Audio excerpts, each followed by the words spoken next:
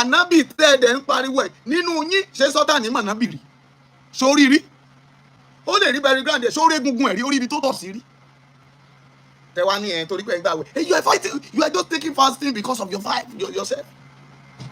ẹ mú gbogbo nǹkan líle ṣé àwọn tán bẹ́rí èèyàn yẹn tán bẹ́rí èèyàn tán sọ ọmọ ọlọ́mọ di ẹran ògúnfe. kí gbogbo èèyàn ló fẹ́ padà sórí ìkànnì Yorùbá Space TV níbi tá a ti máa ń mọ àwọn ètò àti ìròyìn wá fún yín lónà kọ̀ọ̀kan gbogbo tó ń ṣẹlẹ̀ káàkiri Nàìjíríà pàápàá nílẹ̀ Yorùbá ti wa. ẹ wo tó bá jẹ́ ìgbà àkọ́kọ́ tí yín rè lórí ìkànnì yìí ẹ bá wa subscribe ẹ sì má gbàgbé láti tẹ bọ́tìn kékeré tó dàbí àgbo yẹn tí yóò máa ta yín lóko nínú ìgbà tá a bá ti mú fídíò tuntun wá síta. ẹ wo èyí tá a tún fún wa fún yín lónìí àrà ọ̀tọ̀ ni ó yá ẹ wá lọ bó ṣe ń lọ ẹnì tó níbẹ̀. àwọn tí wọ́n pera wọn ní Sultan Sokoto ṣé ilẹ̀ Ọ̀yọ́ jẹ́ ṣé ilẹ̀ Ọ̀yọ́ jẹ́ ilẹ̀ Sultan? ìyẹn ni pé àwọn sábọ̀dù tán rìn kiri nígbà yẹn tá ń pariwo nígbà tá a ṣe Yorùbá nation ọ̀rọ̀ yẹn ṣe ń yé gbogbo yín báyìí tán ni pé onílẹ̀ ọmọ onílẹ̀ fẹ́ lólẹ̀ ọmọ onílẹ̀ fẹ́ lólẹ̀ o ẹ tiẹ̀ dáhùn náà Bíbélì fi yé mi pé nígbà kan àwọn kan lọ kóra wọn bá Jésù Kristi wọ́n lọ béèrè lọ́wọ́ rẹ̀ pé ǹjẹ́ ó yẹ ká máa sanwó orí? Jésù wá dá wọn lóhùn ó lè mi ò mọ owó ṣùgbọ́n tó bá jẹ́ Késárì ló lówó ẹ fi tí ṣe ti Késárì fún Késárì. kí lọ̀bọ fi ṣorí tí náà kí o fi ṣorí? ẹ̀yin mùsùlùmí kí ló dé tẹ̀ ń láìkí wàhálà? kí ló dé tí ìdààmú dé bá ayé yín náà? ọ̀rọ̀ yìí máa bá lé ó máa bóko ẹ̀dẹ̀ ti gbé tí mo máa jẹ dé. tí n bá sọ pé ẹ ti gbé tí mo máa jẹ dé ni pé àjọ fẹ́ wojú ara wa báyìí. ṣùgbọ́n kò yẹn máa yẹ lẹ́nu pé àwọn oníṣẹ̀ṣẹ̀ ló yẹ kó jáde kán sọ̀rọ̀ yìí. kò sí ní tó ń jẹ́ ìṣẹ̀ṣe. ní tó ṣe ní tó ṣẹlẹ̀ là ń ṣe ní tó ti ṣẹlẹ̀ tipẹ́ là ń pè ní ìṣẹ̀ṣe. ohun tó ti ń ṣe ní tí a ti ń ṣe tipẹ́ ohun tí a ti ń ṣe tipẹ́. ní ilẹ̀ Yorùbá bí Kírísítẹ́nì àti Mùsùlùmí bẹ́ẹ̀ ti ní àkókò ti yín ṣé ẹ mọ̀ pé àkókò oró wa ní àwa yìí? àkókò oró wa ni ó ní pé à ń jí à ń gba àwẹ̀ à ń fi ìsẹ́ra. ṣé tí wòlíì bá kú ṣé wọn ò ní sìnkú ẹ? they will do a necessary protocol. even in UK nígbà tí Elizabeth kúrò lórí oyè tó kú ṣé wọn ò ṣòro fún ni? kí ló lè mú Sultan Sokoto tó ní kí DSS kó lọ sọ ọwọ́ tó lọ tọ ọwọ́ Aláàfin Ọ̀yọ́ ọba Ládùgbòlù àjẹlẹ̀ pàtàkì tí ń bẹ lájùlé ọmọ baba Gbádégẹṣin? ta ló ń sọ̀rọ̀ tájà ń jùrù?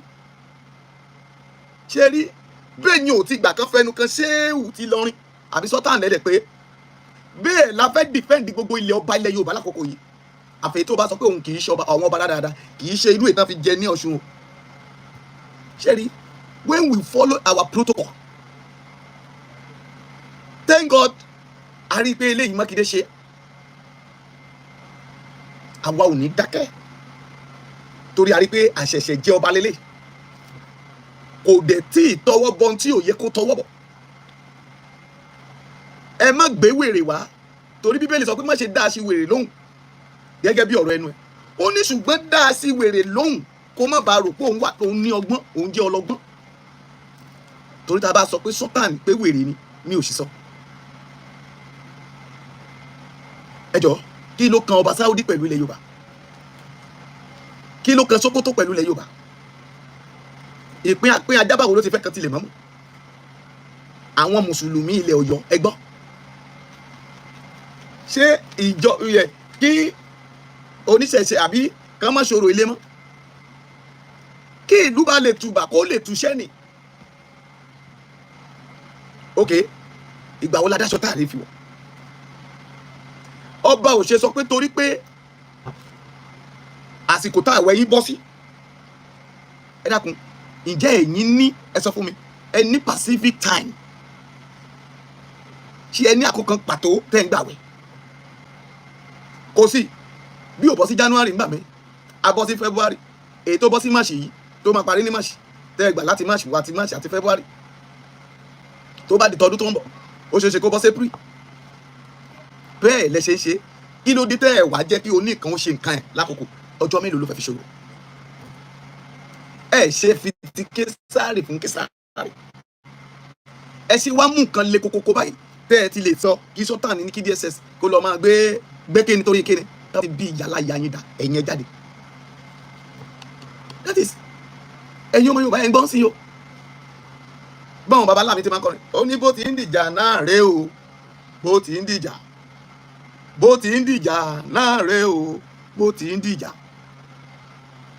ọmọ ẹrú tó ń pọ̀ ọmọ ọkọ lọ́mọ àlè bó ti ń dìjà náà rèé o ẹ gbọ́ mo ní bó ti ń dìjà náà rèé o bó ti ń dìjà náà rèé o bó ti ń dìjà ẹ̀wọ̀ ọmọ ẹrú tó ń pọ̀ ọmọ ọkọ lọ́mọ àlè bó ti ń dìjà náà rèé o ẹ gbọ́ ni wọ́n ní àgbàkan tí ń bẹ lópòpó ó ní mo dúró títí ọwọ́ mi ò tó ṣí mo bẹ̀rẹ̀ títí ọwọ́ mi ò tó ṣí àgbàkan tí ń bẹ ní ìsà òpópó ó ní kí ibẹ̀ búyẹ̀kẹ́ mo bẹ̀ búyẹ̀kẹ́ gbogbo ìṣirọ́ sí mi lẹ́nu èdè lárúbáwá tó fi kọ́ ṣé àpadà yìí sí Yorùbá ṣé èdè Sultan èdè Sokoto ṣé ìnákúwá ìnágẹ̀jìà wọn náà bá àlàáfíà kó ṣé òun náà fi kọ́ Al-Qur'an tí ọpọlọ yóò bá dá tí ò yòrò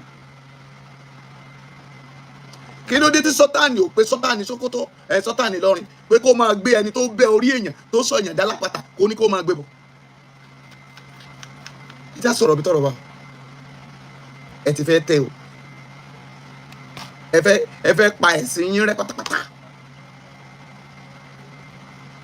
torí pé when you even look like from Al-Qur'an chapter 1 to the end kò sí ibi tí wọ́n ti sọ pé kẹ́ ẹ má fi àwọn sàóbé yìí lẹ̀ láti ṣe tó bá wù ẹ̀yin náà lẹ́wà tẹ́ ní adẹ́bọ̀ ta ni ò lóṣẹ́ nínú yín tí ò fògógóró lò ó ta ni ò ṣàìṣiṣẹ́ ìkà ṣé irú àwọn nǹkan tí ilẹ̀ Yorùbá wà nínú ogun ẹ wá sọ wípé Sultan nìkan DSS lọ ààrẹ ẹ já máa bá bọ tí ò bá jẹ́ àwọn ọba òun náà ló ti fààyè gbà yín tán gbé gbìrà lérí kẹ̀kẹ́ má bínú jàre yín gbìrà tán ní kó máa wá tẹ pínpín ẹgbọ́mọ ẹrú sórí kẹ̀kẹ́ ẹni kó máa tẹ pínpín ó ń lọ́rọ̀ yìí because àwọn ọba olè wọ̀nbíà olójú kòkòrò tán fi àwọn Haúsá jẹ sẹ́ríkì nílẹ̀ Yorùbá kí ló ń jẹ́ sábó nílẹ̀ Yorùbá gbogbo nǹkan wọ̀nyí ló yẹ ká parẹ́ kẹ́ bá délé Haúsá ǹjẹ́ ẹ lè gbọ́ pé ká wá lọ sí kí Yorùbá lọ dá sábó lẹ̀ kan ni wọ́n náà Yorùbá ń gẹ̀rí Yorùbá street nílẹ̀ Haúsá even Sokoto Yorùbá wọn náà bá àǹkàlẹ́ nì nítorí pé wà nìyẹn lọ́pọ̀lọ́ bá àǹkàlẹ́ nì ṣùgbọ́n a fẹ́ sọ fún Sultan pé wọ́n náà Sultan wọn náà bá àǹkàlẹ́ nì ẹ rí i pé mo sọ báyìí I'm a prophet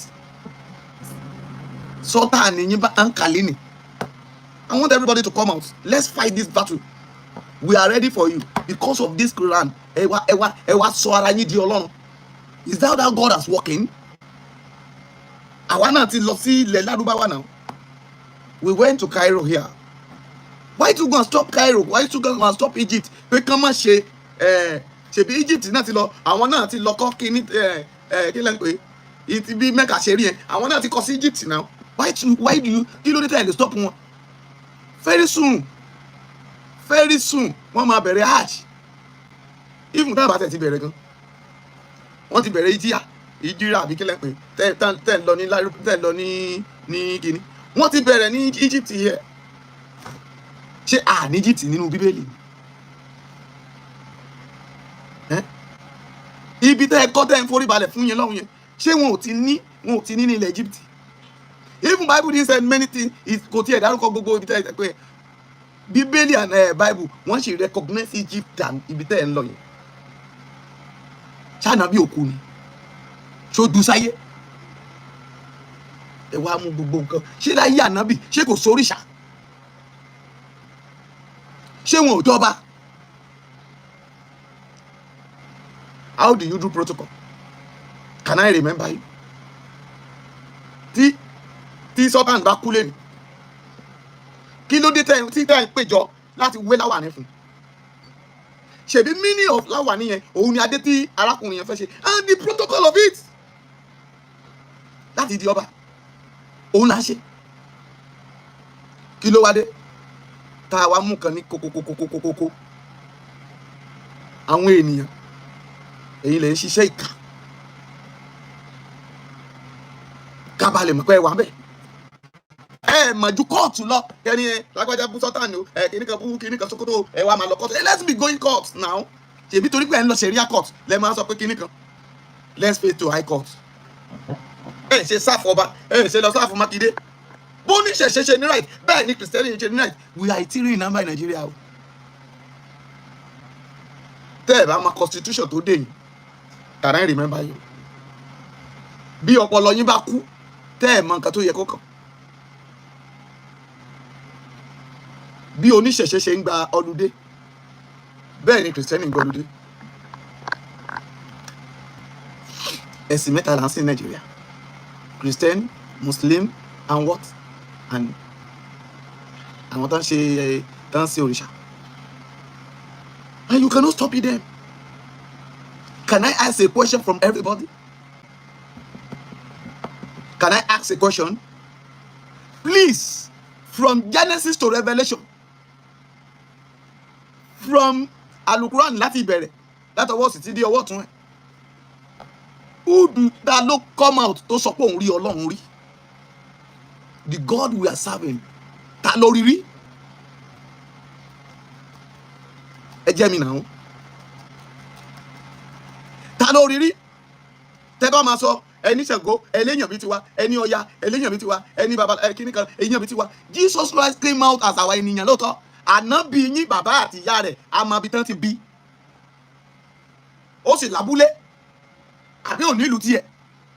Ṣọmọ Nàìjíríà ni àbọ̀mọ Sókótó. Àwọn nǹkan burúkú tẹ̀ ń sìn. We are not facing our problem. Oh, you're Muslim. Àwọn tó dáa wà ń bẹ̀ o. Let's say the reality. Ẹ jẹ́ ká sọ reality. Tá a bá sọ tó a máa kú. Even the Moses. Torí ẹ̀yìn kan yìí, ojú rẹ̀ tán bí ẹ̀yẹ náà ni. Ẹ dákun, ta ló mọ Ọlọ́run? Ìbéèrè mi nu, ta ló mọ Ọlọ́run? Ànábì tẹ́ẹ̀dẹ̀ ń pariwo ẹ̀ nínú yín ṣé Sultan mọ̀ ànábì rí? Sórí rí? Ó lè rí bẹ̀rẹ̀ grand ẹ̀ sórí egungun ẹ̀ rí orí ibi tó tọ̀ sí rí. Tẹ́wá ní ẹ̀ torí pé ẹ̀ ń gbàwẹ̀. You are fighting, you are just taking fasting because of yourself. Ẹ mú gbogbo nǹkan líle. Ṣé àwọn tán bẹ́rí èèyàn yẹn, tán bẹ́rí èèyàn, tán sọ ọmọ ọlọ́mọ di ẹran ògúnfe? Ẹ jọ̀ọ́, ògúnfe tán sọ ọmọ ènìyàn dà yẹn, tán ṣá èèyàn yẹn, ṣá ànábì orí yẹn? Ànábì ò ṣe pa yẹn. Látọjọ́ yẹn tó bá jẹ́ pé ànábì yín wà tún lóòótọ́ ẹ ṣe gbé kẹ́ hàn gẹ́ nìyẹn, ó yẹ kẹ́ ti sokùn mọ́ lọ́rùn kẹ́ ti hàn gẹ́. Ẹnìkan dẹ̀ bu ọmọ kan bú ànábì lọ́jọ́ yẹn, ẹ ló bú ànábì ẹ dẹ̀ sọ lókùúta pa. Ṣùgbọ́n èèyàn àbúṣọ ẹ̀sìn ní ó pa èèyàn ó géèyàn wẹ́wẹ́ ó tẹ̀yàn olórí wà mádàn kiri kan wà níbi kan ẹ mà rí pa ẹ ti ń ṣí eré o. Ọpọlọ ti ta. Let's come out and face ourselves right now. Sorry, Christians will fight for themselves. It's not only church we fight for themselves. Ìkan burúkú tó yẹ fi sọ nǹkan rere nù lọ́wọ́ wa because we are serving God. Ṣé Ọlọ́run lè tó yẹn ni? Ṣé ànábì jẹ́ Ọlọ́run ni? I always tell many people, Jesus is not God. Ọmọ Ọlọ́run ni. Ẹ̀yin lẹ́rú. Àwọn tán wá believe what they are serving. Ìtàn gbàgbọ́ tán sì yẹn. Why do you talk their mind? Torí pé ẹ̀ ń gbàwẹ̀ lọ́wọ́. Ta ló láwẹ̀? Ìtòdẹ̀ pọ̀ dunu yín ọ̀mù gbóni. Àwòtẹ́lẹ̀ ń gbà tẹ́ bẹ́ orí èèyàn káàkiri. Àwòtẹ́lẹ̀ ń gbà tẹ́ jẹ́ kíndìnrín èèyàn. Ẹ̀yin náà inú yín náà ló máa sọ pé àwọn bàbá ńlá wọn ti ṣògùn owó láyé sẹ́ńtúrì táwa. èyí lè máa wà tẹ́ẹ̀ ní níṣẹ́ ẹ máa jókòó síbi kan ní ẹ máa bọ̀ wá ọlọ́run ti gbà fún wa fa ọlọ́run wo ló gbà fún yín fa sórí ní ti eléyìí mo ti sọ àsọtẹ́lẹ̀ yẹn ti pẹ́ mo ní ọlọ́run sọ wípé láti ara àwọn ọba kan ẹ lọ gbọ́ mẹ́sẹ̀jì yẹn láti ara àwọn ọba kan ní ilẹ̀ Yorùbá ti dìde láti jà fún ara wọn kò dàbí àwọn ọba wèrè kan lóòótọ́ Yorùbá ò ṣe é gbèjà má mi bá mi tẹ lọ́ọ̀fù yẹn dáadáa ìwọ tó ń gbọ́ program yìí share it to people I want everybody to share it báwo lọ́lọ́run ṣe ń gbọ́ àdúrà tọ́lọ́run bá tẹ̀ wá ń gbàdúrà lóòótọ́ ṣé irú àwọn ẹ̀yìn ìwèrè yìí lọ́lọ́run máa gbàdúrà kí ló dé tà kí gbárùkù tí ń ta bá nínú why we no appreciate what God doing for us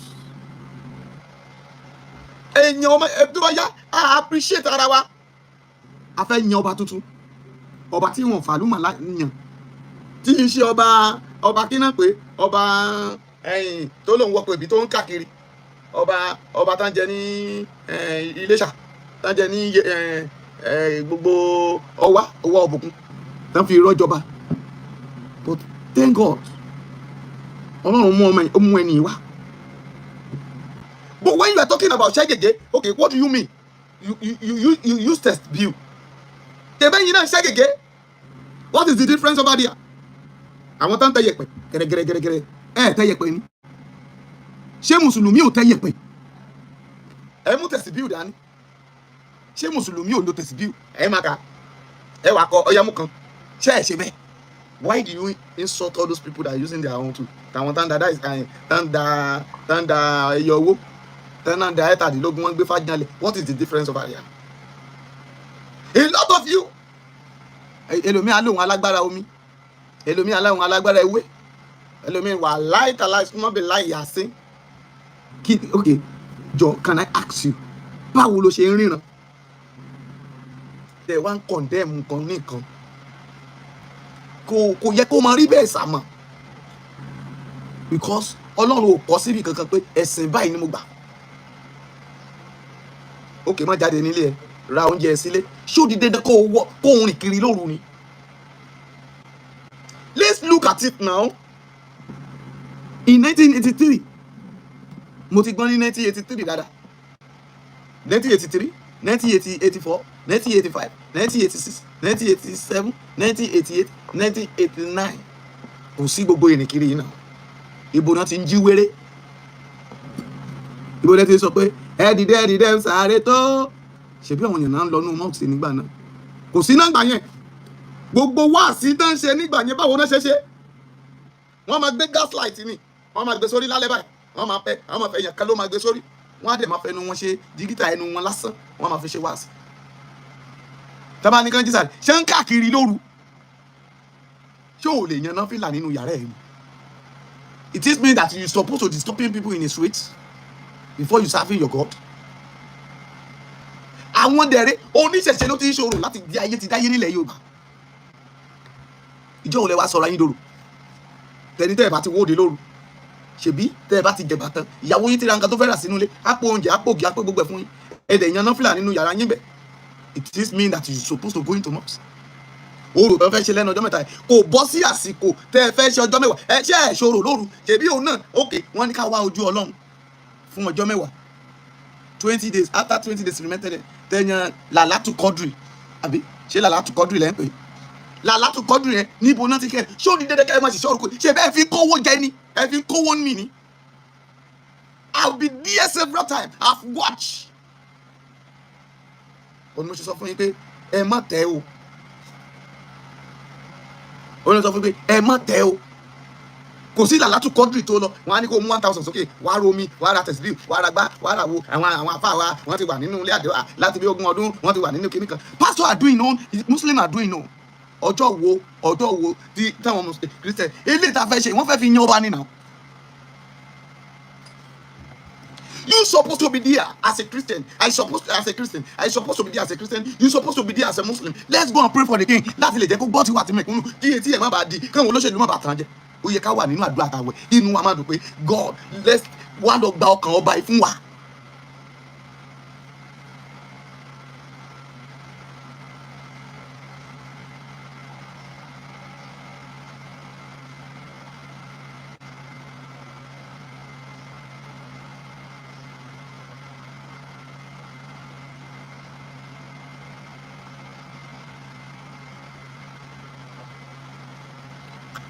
Please keep your 20 million. I didn't know anything. I'm not playing Pampe. I don't know what to call it.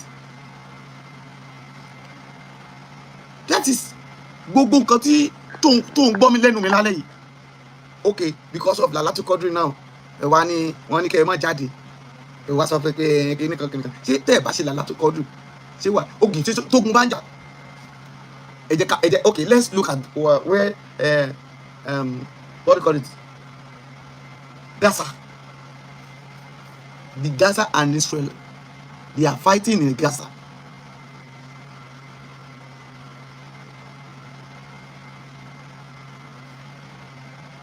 We are fighting in Gaza. Okay, ṣé àwọn ará Gaza? Ṣé àwọn ará Gaza? Tí o bá ní 70 million, when you have a 70 million, can you be in this page?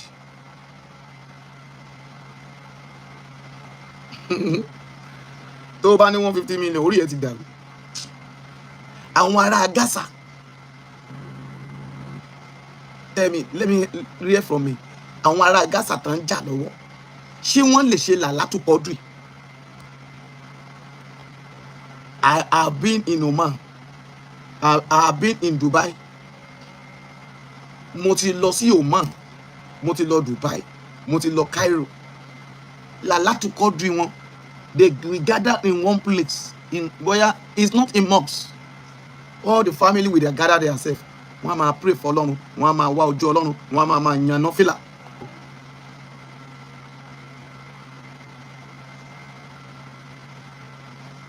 Wọ́n máa yan nafila. Ṣùgbọ́n ṣé terrorist ò sí nínú yín? Gumi, who is Gumi? Kí ló dé tí Sultan Sokoto tí ò ní ká lọ arrest Gumi? Torí ẹ̀ fún wa lọ́rọ̀ sọ ni, tó bá jẹ́ fún wa lọ́rọ̀ sọ tí ọmọ Tinubu lọ ń bá Gumi ṣe mítì papọ̀. Ṣùgbọ́n ẹ lè declare wọn kan as a terrorist. Kí lẹ fẹ́ pè Gumi? Yorùbá yìí lẹ fètì ara yín kalẹ̀. Èèyàn lòun ò bá yín ṣe, ẹ̀ ń fagídí fà á. Ẹ rí pé pẹ́pẹ́ yẹ ti ń pọ̀ mọ́. Ṣùgbọ́n in tí mò ń dúró dè ni pé ẹ jẹ́ ká wá arrest ọba. Ó yá ibẹ̀lẹ̀ tí máa wá fọ́ gbogbo ẹ̀ lójú. Ṣé bàbá ti ń wò yín ti pẹ́? Tẹ̀ ti ń ṣe rádaràda yín bọ̀. Bóyá nǹkan tẹ́ ẹ máa wá fi gbàgbé ẹ̀sìn yẹn nílẹ̀ Yorùbá nìyẹn. Because a máa kúkú fight Christian, Muslim, kò ní sí kankan mọ́, gbogbo wa máa bọ̀rìṣà. See what do you want? Kí ló wá ṣẹlẹ̀? Tẹ́ wá sọ pé torí pé ọba ìlú wa fẹ́ jẹ. Ẹni Sokoto Sultan Sokoto wá nìkan lọ. Ẹ má kàbùkù o. Kí Sultan nìyẹn ó ti fẹ́ kú. Sọ pé èmi Woli Omooba bí ó sọ pé ó ti fẹ́ kú. Torí pé tá a bá dìde àdúrà sí lọ́jọ́ kan, ẹ̀mí rẹ̀ ó bọ̀. Kì í sọ̀rọ̀ ìgbéraga. Ọlọ́run ó gbẹ̀mí lẹ́nu rẹ̀. Ṣé páálí tẹ̀ ń gbé kiri tẹ̀ ń pè lálùkùránì? Páálí ni Bíbélì, páálí ni gbogbo ẹ̀. Nítorí ẹ̀ ń tẹ́ ń jókòó tì. Ẹ jẹ́ kúnlẹ̀ kẹ́ gbàdúrà kẹ́ fèdè yín èdè tẹ́ ẹ lè sọ. Ẹ wà máa tó pé tá a bá ní ká yan Ọlọ́run Allah okay Ọlọ́run o ṣó yàtọ̀ síra wọn. Ṣó yàtọ̀ sí ara wọn. Ṣùgbọ́n mo ń bá ẹ sọ léni Yorùbá ti kiri ayé ó ti ju nǹkan tí gbogbo ènìyàn ń sọ lọ. Ó lọ tẹ̀. A dẹ̀ mọ̀ pé àwọn ọmọ olórí burúkú ọmọ àlè Yorùbá kan àwọn náà wà ń di kiri. Òfò lẹ́dẹ̀ má ṣe. Òfò lọ́mí ẹ̀fọ́ ń ṣe àdàbí tó ẹ̀ bá mú mi lẹ́ Yorùbá. Àwọn wèrè akónilẹ́rú. Ẹ jẹ́ kó kú ọmọ ẹ̀. Ẹ jẹ́ kó ọmọ ẹ̀. Mo fẹ́ sọ nǹkan mi. Lákòókò táwa yìí. Ǹjẹ́ ilẹ̀ Yorùbá ọ̀pọ̀ èèyàn ló sọ pé wọ́n understand what I mean by Yorùbá nation. Ọ̀pọ̀ èèyàn ló sọ bẹ́ẹ̀. If I have some message, voice, different voice. Kì í ṣe gbogbo èèyàn ló máa ń gbà fún ènìyàn. I'm talking about Òòṣà Ìbàdàn àbí what do you call it? Ṣùgbọ́n gbogbo èèyàn they are saying ẹ jẹ́ ká bá làjà ẹ jẹ́ ká ṣe kíní kan. Calm, let me tell you. Bẹ́ẹ̀ èèyàn bá lòun ò lóko bẹ́ẹ̀ bá fagídí má dálé lọ́wọ́ yóò padà pa ìwọ tó fẹ́ mú lóko ọ̀hún torí wọn ni ó padà ṣá. A lè mẹ́ṣí lọ sódò a lè fagídí mu lómi. ṣé o rò pé ó easy? Ìwọ tó ń gbọ́ mi, it is easy to make a millionaire, to leave a post, to be fighting for all those poor people. How it is possible? That was okay. You are seeing $1 million, 10 million, 20 million. On gbà s'account here. Oh, they rebel continuously. Somebody now telling you that you should leave that place, that no, you should not work in that there anymore. Go and be fighting for pharmacists. Can you? Can you do that? Even a pastor can kó fẹ̀mí ẹ̀ lélẹ̀ fún yàn kan. How it is possible? Ọlọ́run ló máa ń kó wọnú ènìyàn téèyàn fi ń jà fún àwọn òtòṣì àti àwọn aláìní. Do you know how God cherish àwọn poor people? But àwọn olówó mọ́.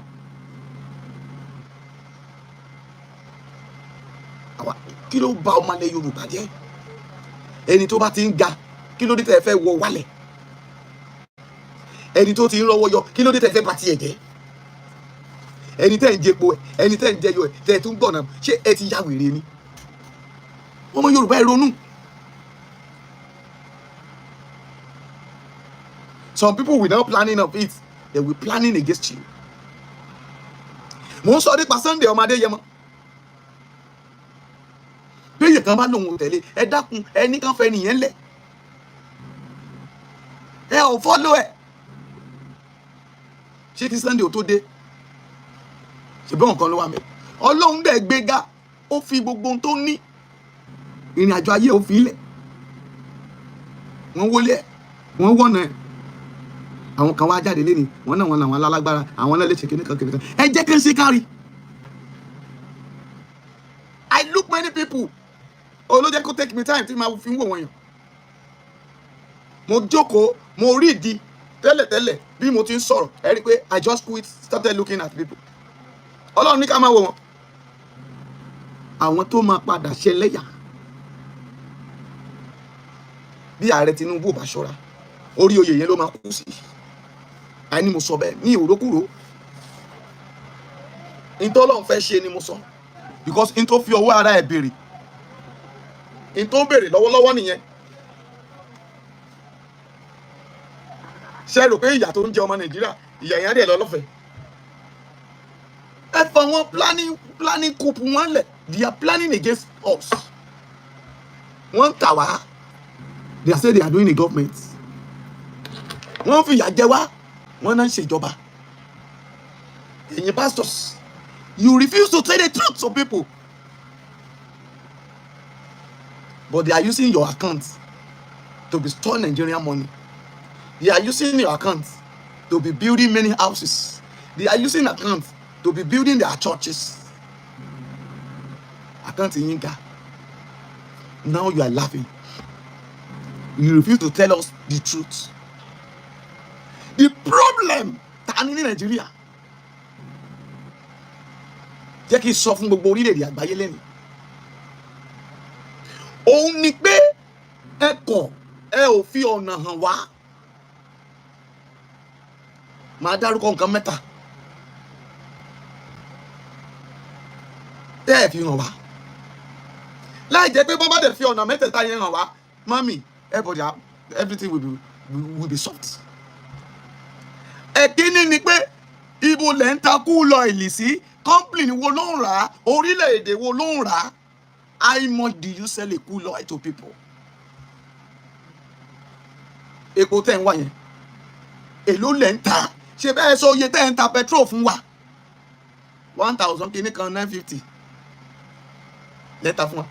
Ibo lẹ̀ ń kó epo lọ? Company wo ló ń ké epo? Federal government ẹ sọ ẹni kí Tinubu, if you want to do a government open up government, tẹ́ ẹ bá ní okay o àwọn ṣẹ́ẹ̀lì náà ra epo Nàìjíríà, why you come be selling to 1%? Báwo lẹ ṣe ń tà? Orílẹ̀-èdè wo lẹ ń tà sí? How many barrels do you sell? God told me to answer the question from you.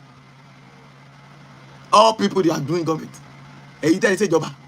Báwo lẹ ṣe ń takú ìlò ìlú wa? Ìjẹ́ ẹ lè sọ fún wa. Ẹ kàn sọ pé epo wọn lágbàáyé, epo wálẹ̀ lágbàáyé, ṣàmúyẹ tẹ́ ń ta ni. Kẹ́ ẹ sọ fún orílẹ̀-èdè Nàìjíríà pé lẹ́ni o 1 barrel is 1,500 and we sell 30,000 barrels in Nigeria today. How? ẹ jẹ́ kí accountant Nàìjíríà kí lẹ́pẹ́ kí lórúkọ tẹ́ ìpẹ́ dàpẹ́ bá ń kọ́ jáde chief of accountant àbí secretary of Nigeria federal government secretary ẹni kan sọ jáde ṣùgbọ́n ẹ lè lọ sáìnì láti gbé ẹsẹ̀ kàntì lákàntì ẹ lè sí ìsàkàntì ọmọ Adéyẹmọ ṣùgbọ́n you cannot release báyìí la ṣe ń ta kú lọ yìí in Nigeria. Which company did you sell it to? Which country did you sell it to? Barrel did you sell in every day? Or we didn't ask for every day. How many barrels did you sell in a month? How many barrels did you sell in a year? Can you account it? But we are just hearing a budget, 100 billion, 200 billion. We borrow 200 billion. We sell 300 billion. Please, share our cool oil. And you are focused on the cool oil every day by day. That is number one. Without telling all the secrets, Nigeria will die. Don't deceive yourself. Second one. Can you tell us the amount, all the contract you give it to the contract, all the contractor in Nigeria, both roads, train, plane, gbogbo àwọn ojú òfurufú yín tẹ́ ń kówó sí tí ọ̀bọ̀ ń jẹ owó, airport oye tẹ́ ẹ ná sí airport, oye tẹ́ ẹ kó sórí títì, oye tẹ́ ẹ kó sí seaport àti gbogbo ẹ̀. Can you tell us pé a gbé contract ọ̀nà Ìbàdàn sílẹ̀ ní 100 billion company wo ló gbà á? Can you tell us? Ẹ fọ̀nà hàn wá ẹ dẹ̀ ń parọ́ fún wa ẹ ti ya wèrè ni o àbí gbogbo tẹ́ ẹ ṣe wọ̀nyí. You say that you are doing opening government. Do you doing opening government? Ṣé bí Ọlọ́run ti ẹni ká ṣe opening government ni ẹ? Mo gbéṣẹ́ fún yàn kan bá mi kọ́lé, mi ò lè sọ iye tí ó lé ní kan bá mi fi kọ́. Ẹ̀dẹ̀ lẹ́yìn ṣé òótọ́ fún wa. Ìkejì ni ṣé ká máa lọ sí kẹta? Ṣé ká máa lọ síta? Sir, in our education, lórí education wa, how much do you used to be supporting education every year in Lagos State, in Ondo, in Oyo, in Osun, in Kwara State, and Ogun? How much the federal government are using to be supporting? Why you can't tell us? Have 100 billion support education. Àwa wo iye tí àwọn outside country tí wọ́n fi ń support education tán kó wọlé wá fún wa. Àwa iye tí individual tó fi ń government tán fi ń support. Lórí kéèkàn bẹ́tà sọ iye tẹ́ ẹ̀ ta kó lọ fún wa, sọ ibi tẹ́ ẹ̀ ta sí, sọ iye tí ẹ̀ gbé contract, àgbé contract Ìbàdàn expressway to Ọ̀yọ́ o ní 100 billion sọ o sorry o ẹ kà máa sọ pé we approve a billion 200 billion contract in the road. Ẹ dákun, why you can't tell us, why you can't put it that àwọn company báyìí ló gbà oyè báyìí ti san fún wọn? Ní sọ torí ó lè tẹ́ ẹ jà ẹni kí Nàìjíríà dùn. That is gbogbo nǹkan láyé ó nílò òtítọ́. Ẹ̀dẹ̀ ní ká máa ṣòtítọ́, ẹni a máa gbàdúrà fún, ẹni ká máa gbàdúrà fún wọn ó lè. Let's pray for armed robbers. Ìjayà alábàtà. Ìyẹ̀ kan wá jáde, ó wá ní ẹ jẹ́ ká jà fún àwọn ìran wa kan yé ṣẹ̀rú mọ́. Ìwọ wá ń bínú, àwọn kan wá kóra wọn dà wọn olóṣìwèrè, àwọn asínwín wà ní àrùn bàbá Akíntayé àti Sunday Igboho ṣe orí yín burú ni. Gọ́ torí yín ò bá burú ẹ̀ ní máa sọ̀rọ̀ rádaràda. Wà ní káwọn èèyàn má travel, wọn ò ṣe ní má travel. Ṣé kúkúmẹ̀tì tó wà Nàìjíríà? Hospital wo lẹ fẹ́ dé? In this Lagos State, can I mention? Take him mention. Lọ Gbàgádà, lọ General Hospital orílẹ̀. Èyí tó worst hospital tó worst to Lagos State, I will tell you this today. Ṣé kí n sọ fún wa? Oh my God. If you want me to say it, just write yes. I want people to say it. The worstest hospital in Lagos State. Tó jẹ́ pé tá láìsàn bá tún débẹ̀, á tún ká ìsàn máa yí ara ẹ̀. Thank God, apariwo Abẹ́òkúta. Wọ́n ti ṣọ̀nà Abẹ́òkúta nísìn. Bá bẹ̀rẹ̀ láti Abẹ́òkúta, láti Adigbe, Ìyànà Adigbe, títí dé wọ́n tẹ̀ ti ṣe dé ibi bága yẹn tàbí kò díẹ̀ ká dé ibi torí wọ́n ti ṣe dé bẹ̀bà thank God for that thank God ọ̀nà ìlàrú they are doing it wọ́n ṣe o àwọn kòtò pollution tó wà lórí títì náà ká patch okay Kẹrin Sọlá Adé God bless you only yes I want two people more.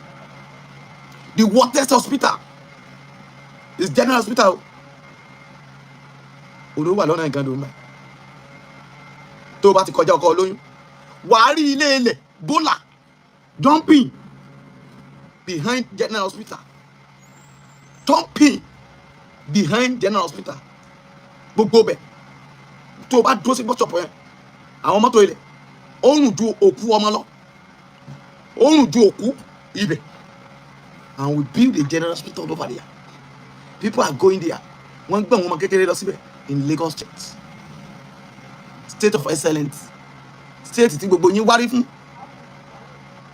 That is Gando General Hospital. The General ilé epo Gando àbí Alimọ̀ṣọ́ General Hospital. When we get to that place, it's too bad. Daddy, lè rí ẹ́ńjì kó máa dún. Kẹ́. Àbí kẹ́ máa gbọ́. Kí ni abẹ́rẹ́ gbọ́gàdá gbogbo gbàgàdà gbígìrì ní hospital. Mọ́tò lélẹ̀ ó tò láti ilé dé iwájú General Hospital. Ọjọ́ tó jòrò òjò ká mi má bẹ̀ mọ́ ń bọ̀ láti beach láti Badagry mo wá gbàbẹ̀ if you see go slow omi tó wà ní títì yẹn gan ọmọ ayé ò gbọdọ̀ kẹsẹ̀ bọ́ mi yẹn níwájú General Hospital ìdẹ̀lẹ̀ fẹ́ kó mọ́ ṣé inú ìlú ọ̀nà Badagry wà mẹ́rin níbi tó jẹ́ pé ìrà ayérayé ní ká lọ máa da ilẹ̀ síbẹ̀ you are not going there àárín ìlú tẹ́ bá yà sí odò ẹran níbi odò mẹ́ẹ̀ wọ́n pa màlúù mẹ́ẹ̀ omi yẹn náà ló ń ṣàn láti ibẹ̀ yẹn lọ síbẹ̀ yẹn mi ò bọ́jà àwọn èèyàn jẹ́ torí bá dání sí là ń gbé but it's too bad gbogbo àwọn ayé la bówó area lọ sí Kọ̀tún lọ sí College Road oh wow èrò Ọlọ́run abẹ́ kì í ṣe gbogbo ẹ̀ làdúrà torí pé nǹkan burúkú ìta bá ti pé nǹkan burúkú ká máa ní nǹkan burúkú mo dẹ̀ ń sọ evidence fún ẹ ọ̀rọ̀ yẹn ló máa jà rìnrìn nísìnyí tẹ́ wọn tún máa fi ṣe nǹkan mi let me tell you their plan mo ti máa sọ plan ní wọn fún yín tipẹ́tipẹ́ kí tó máa lọ plan ní wọn ni pé tán bá ti rí i pé ẹ ti kóra yín jọ ẹ ti fẹ́ succeed wọn á wá lọ gbowó fún èèyàn kan ènìyàn ló máa bẹ̀rẹ̀ sí àtàkì gbogbo yín ètò ìpẹ́rẹ́ ní òrìṣà Ìbàdàn padà gbọ́ gbogbo ẹ̀ tán bá ti gbé ìgbà tán gbowó fún onítìrì ṣé kò wá dà yín rú àti bẹ́ẹ̀ bẹ́ẹ̀ lọ àwọn dà wọ́n ní ewúrẹ́ tó bá ṣe kinní kan náà máa fi ń ṣe òun lọ́rọ̀ tó wà lẹ́yìn but mo bẹ̀ ọ́ ẹ jẹ́ ká jí sí ọ̀rọ̀ tó wà lẹ́yìn ẹ má gbà fún sọ́ńtánì àtàwọn àwọn ẹranko tó kó sẹ́yìn àwọn mọ́ńkì láti àtàkì ọba wa mọ́ anybody ni mo pè tó bá ṣe dáadáa we are ready to face it court a máa pẹ́ yín olórí búkú náà lẹ́wà ń kọ́ọ̀tù bẹ́ẹ̀ ṣùgbọ́n a máa ṣe ìdájọ́ ọwọ́ fún yín a máa bẹ Ọlọ́run tì yín ẹ máa bọ̀ wá Ọlọ́run wà láàyè ṣe ẹ rò pé ilẹ̀ Ọ̀yọ́ jẹ́ ilẹ̀ Ọ̀yọ́ àti Ifẹ̀ kì í ṣe ètò ẹ lọ ń sọ òkúta sílé Aláàfin ilé Ọ̀ọ̀ni of Ifẹ̀ ẹ tún wá lọ try ẹ̀wọ̀n lẹ́ máa kú sí inú túbú la máa jù yín sí ẹ̀yin wèrè tẹ́ ẹ̀ bá lè dá mi lóhùn máa lè ní ẹ̀yin speaker mo appreciate Yorùbáwùyí mo appreciate obìnrin ní tí bá lè sọ pé mo appreciate èèyàn wàá mọ̀ pé ẹni yẹn ti ṣe gudugudu méje yàyà mẹ́fà mo gbọ́ voice ẹ̀ kan kó má bínú and I greet her pé mo fẹ́ play voice yẹn mi kì í sábà play voice yẹn ṣùgbọ́n mo fẹ́ play ẹ̀ pé obìnrin yẹn sọ̀rọ̀ ó dẹ̀ sọ̀rọ̀ akí I like that word ó dùn mọ́ mi lè fẹ́ jẹ́ káwọn tèmi náà kẹ́ ẹ gbọ́ sínú group tó sẹ́ni sí let's go there. mo kí gbogbo ẹni tó wà nínú yàrá yìí o orúkọ tèmi ní Yorùbáwùyí ṣé nínú Yorùbá nation ẹ̀yin ìka pọ̀ bẹ́ẹ̀ gan o. wọ́n pọ̀ gan. ẹ̀yin tẹ́ jẹ́ ìkà ẹ̀yin ìkà èèyàn wọ́n pọ̀ Yorùbá nation yẹn àwọn afibi sanre ó pẹ̀lú kí n sọ̀rọ̀ sínú ilé bẹ́ẹ̀ ni mà.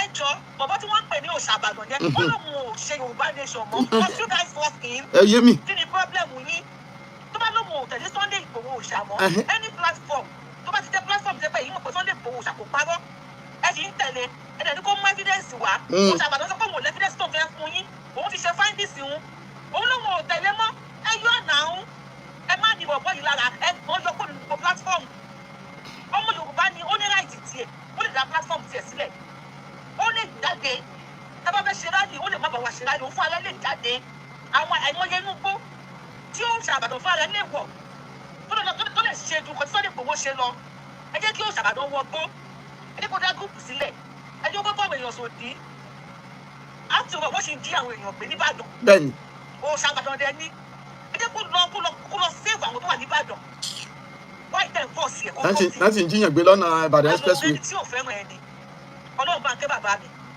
a ní ayé là gbé whenever a friend stand up against you òyìnbó ni. and turn him or herself to an enemy. bẹ́ẹ̀ni mọ̀ pé láti ilẹ̀ náà kò kí ń ṣe ọ̀rẹ́ kì í ṣọ̀rẹ́ ẹ̀. ó pretend. bẹ́ẹ̀ni àwọn èèyàn burúkú. òun ti Sunday Igboho tẹ́lẹ̀ òun ò dẹ̀ yé mọ́ òun lòun ò ṣe mọ́ ẹ̀dẹ̀ sì retain ẹ̀ kalẹ̀ kí ló tẹ̀ ní bọ̀bọ̀ yìí lára kí ló tẹ̀ sì retain ẹ̀ kí ló dé wọn ò fẹ́ ṣẹ̀pá gbogbo wọn gbogbo ọjọ́ kọ́jọ́ tí ẹni tó ń pè rẹ̀ ní ọ̀rẹ́ ẹ̀ bá dìde lójijì tó lóun di ọ̀tá ẹ̀ ọmọ ìyá mi má gan o kò kí ń ṣe ọ̀rẹ́ ẹ̀ láti ilẹ̀ kì í ṣọ̀rẹ́ ẹ̀ o ọ̀tá ẹ̀ náà ọ̀tá ẹ̀ ní ọmọ ọ̀tá ẹ̀ ní. tó ń pè tẹ́lẹ̀ ti su kó máa fúnlẹ̀ wá ìtẹ̀síwájú dúró sínú àwọn platforms yìí ó ṣàbàdàn my few advice to you ó ní wípé o lè dá kó bẹ àwọn platforms tiẹ̀ sílẹ̀ dá ọmọ ogun sílẹ̀ àti rí Yakobi àtọ̀dọ̀ ọmọ ogun sílẹ̀ àti rí nípa orí tìrì a sì máa rí àìmọye ẹ̀mí tí sọ fọ́lọ́ Sunday Igboho ipò ẹ̀ṣẹ̀ bẹ̀rẹ̀ àwọn ẹ̀ṣẹ̀ bẹ̀rẹ̀ sí ní ibu ni because àìmọye sì máa jáde gbogbo wa lọ́pọ̀ la máa tẹ̀lé Sunday Igboho kò possible gbogbo wa gbọ́dọ̀ àwọn kọ́là ń sin lọ́hùn àwọn kan kò sí tó ń jọ́ lọ́hùn. bẹ́ẹ̀ni. tí Sunday Igboho bá kówó jẹ lẹ́nìí tó bá kówó náà lẹ́nìí tó kó owó tí Sunday Igboho kó jẹ kò ra táyà mọ́tò ẹlòmíì tẹ́ ẹ bá sọ pé kówó jẹ. rí wọn burú ni. àdàdì ṣẹ́ sí méjì Sunday Igboho kó jẹ jáde ṣe kẹ́ẹ̀dù síta. iye Sunday Igboho gbà lọ́wọ́ tèmi ní àti ìrìn fún ọ̀yà ńlájàjà bàbá pa ẹ̀ tó lọ pé Sunday Igboho gbà lọ́wọ́ tòun lélẹ̀. ẹni kéèyàn kan tiẹ̀ jáde kó wá sọ. gbogbo ẹ tó bá dé àní ní ẹni platform tí ẹ bá ní òòṣà Ìbàdàn lára nẹ́ẹ̀sìrì tí ẹ̀ ní ẹ̀ sínú platform yín ṣẹ̀dá lẹ́lẹ̀ ọmọ àbẹ̀rẹ̀ lọ́wọ́ yín. bẹ́ẹ̀ni.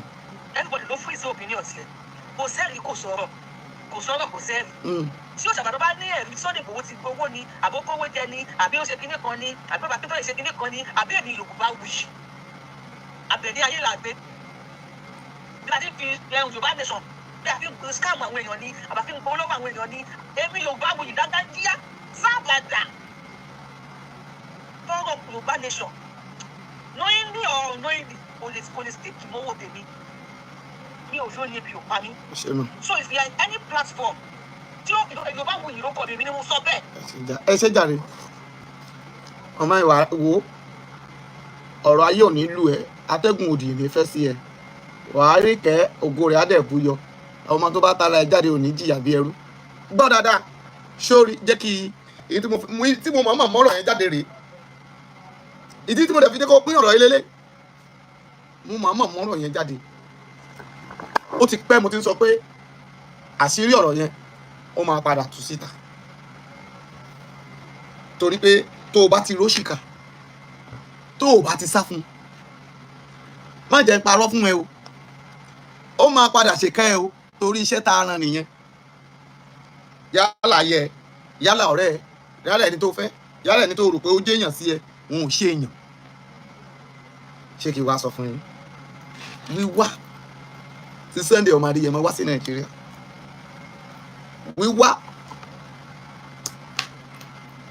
wíwá táwọn èèyàn lọ ṣòkú òkú tí wọ́n lọ ṣe ní wíwá tó wá sí Áfíríkà wíwá tí Koiki wá wíwá tí bàbá Akíntóyè wá àti bẹ́ẹ̀ bẹ́ẹ̀ lọ àtàwọn èèyàn jàǹkànjàǹkàn tán dé èrò pé kán lọ bọ́ọ̀sì tí wọ́n mọ́ ilé kán lọ sí iná pé Adó Èkìtì kán lọ bọ́ọ̀sì wọn má bẹ́ẹ̀ wọn ò rí àláàmù kó dún àwọn wrong information wọn kò ṣiṣẹ́ òun náà ṣe rò pé gbogbo wọn ń ṣiṣẹ́ fún Tinubu. Are you with me now? Wíwá tán wálé wọn ò gbàgbọ́ àwọn oníran ìkà àwọn oníran yẹ̀yẹ́ bàbá wálé bàbá wálé àwọn sọládà bàbá wálé Ọlọ́run ò jọ yín sọ bẹ́ẹ̀ wọn náà sọ bẹ́ẹ̀ Ọlọ́run ò jọ wọn Ọlọ́run ò jọ wọn o àwọn àṣebàjẹ́ padà sẹ́yìn Ọlọ́run ò jọ yín àwọn abatẹnijẹ́ padà sẹ́yìn Ọlọ́run ò jọ yín wá ṣe wọn lóore wọn fi bí sán ṣe wọn nìkan kàn á máa wí sẹ́ńgbó kówó jẹ ẹlòmíràn à èyí tó bá sọ tó gbówó fún ẹni kó bọ́ ọ̀tá wọn ni à èyí tó mú wọn nìyẹn wọn ò fẹ́ kí Sunday ọmọ Adéyẹmọ ní access àti wálé mọ́ wọn ò mọ̀ wọn ò wò pé wọn ò fẹ́ jẹ́ kí irú Koiki kó tiẹ̀ ráyè wálé ṣé o rò pé orí Tinubu bàjẹ́ kò mọ tó ń ṣẹlẹ̀ ni ó kà dé ìdá tí ọ̀dájú ni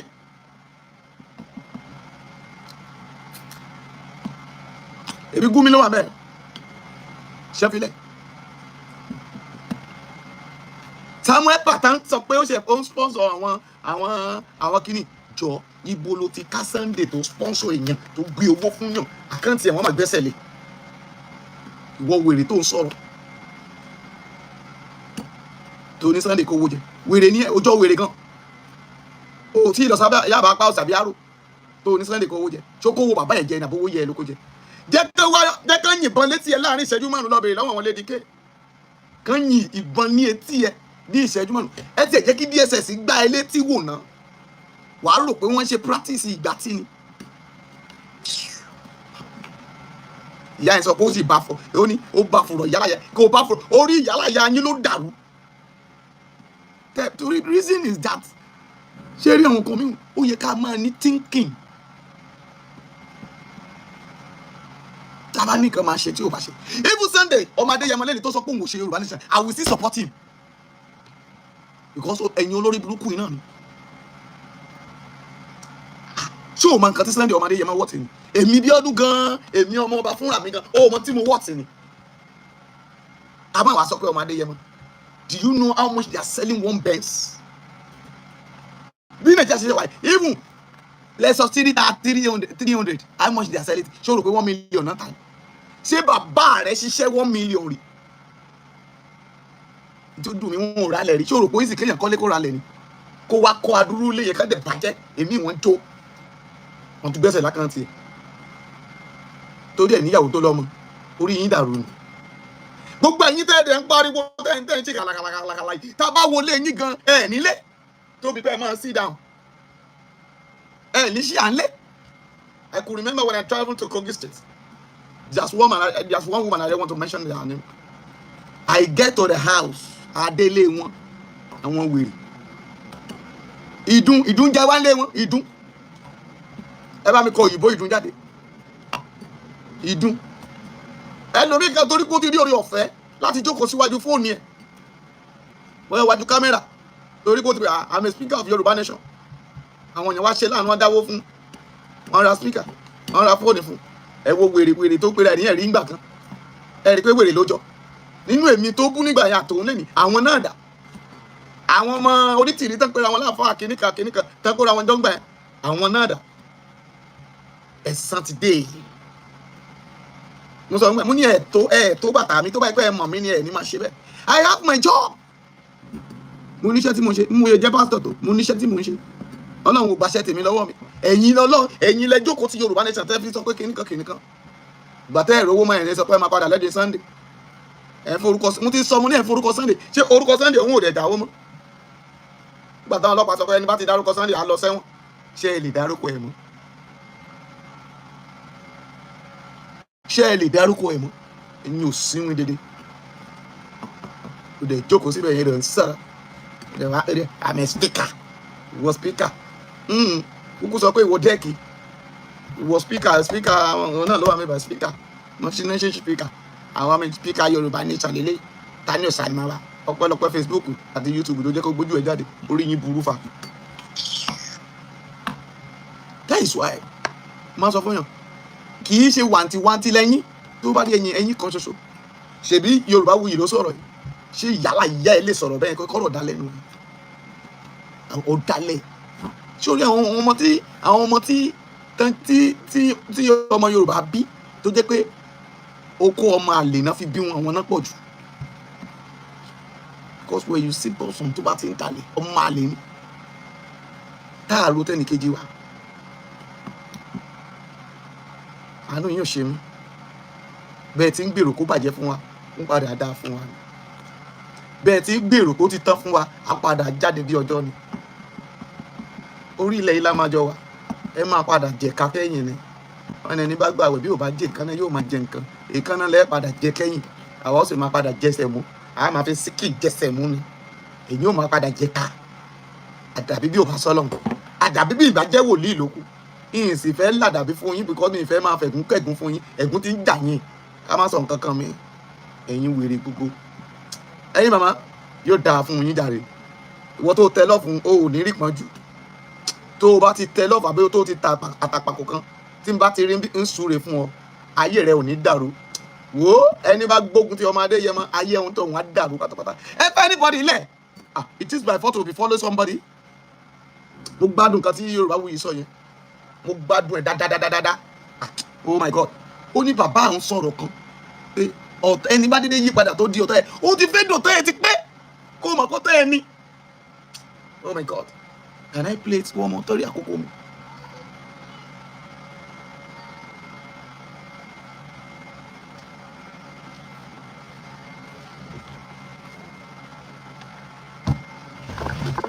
ẹ jẹ́ fún mi ìṣẹ́jú kan.